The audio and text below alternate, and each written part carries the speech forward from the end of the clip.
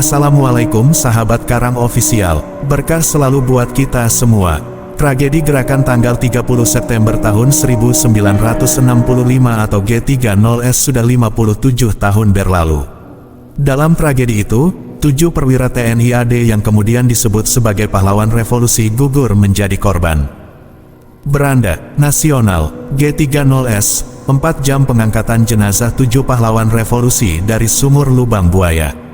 Reporter Tempo.co, Editor S. Dian Andrianto, Sabtu, tanggal 2 Oktober tahun 2021 pukul 19.15 waktu Indonesia Barat. Sugimin, 3 dari kanan saat menarik jenazah 6 jenderal dan 1 perwira dari sumur lubang buaya, tanggal 4 Oktober tahun 1965. Istimewa, Tempo.co, Jakarta, tragedi gerakan tanggal 30 September tahun 1965 atau G30S sudah 56 tahun berlalu. Dalam tragedi itu, 7 perwira TNI AD yang kemudian disebut sebagai pahlawan revolusi gugur menjadi korban. Mereka adalah Jenderal Ahmad Yani, Maijen R. Suprapto, Maijen MT. Haryono, Maijen S. Parman, Brigjen DI Panjaitan, Brigjen Sutoyo, dan Letu Pierre.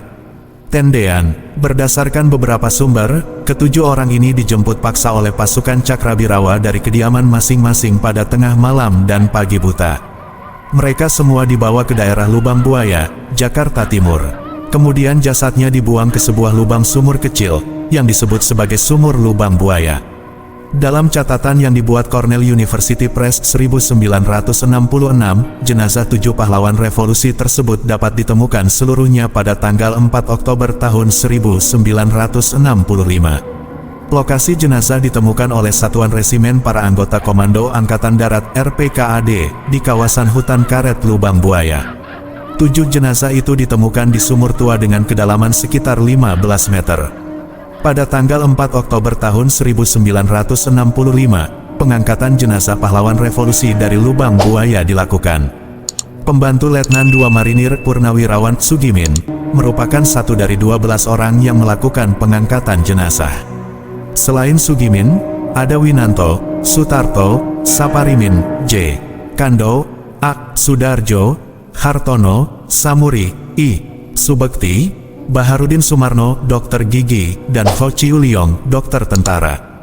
Menurut Sugimin, jenazah pertama yang diangkat ialah Pierre Tendean dan yang terakhir adalah di Panjaitan. Semua jenazah dalam keadaan utuh, tidak ada yang matanya dicungkil atau kemaluannya dipotong seperti cerita yang beredar, kata Sugimin kepada Tempo pada 2017. Menurut Sugimin, proses evakuasi jenazah 7 pahlawan revolusi dimulai pukul 11 dan berakhir sekitar pukul 15. Pangkostrat Letnan Jenderal Soeharto, Komandan Resimen Pasukan Komando Angkatan Darat RPKAD Kolonel Sarwo Edi Wibowo serta Letnan II Sinton Panjaitan memantau jalannya evakuasi. Jenazah dimasukkan peti dan langsung dibawa ke Rumah Sakit Gatot Subroto menggunakan panser.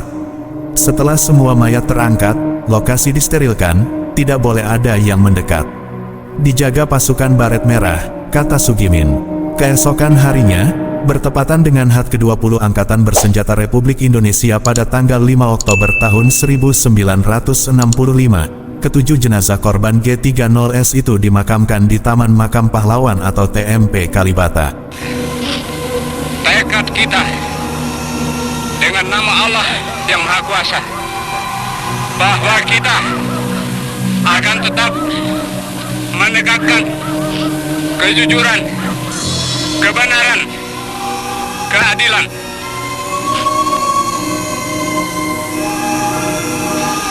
Jenderal Suprapto, Jenderal Hartono, Haryono, Jenderal Parman, Jenderal Panjaitan,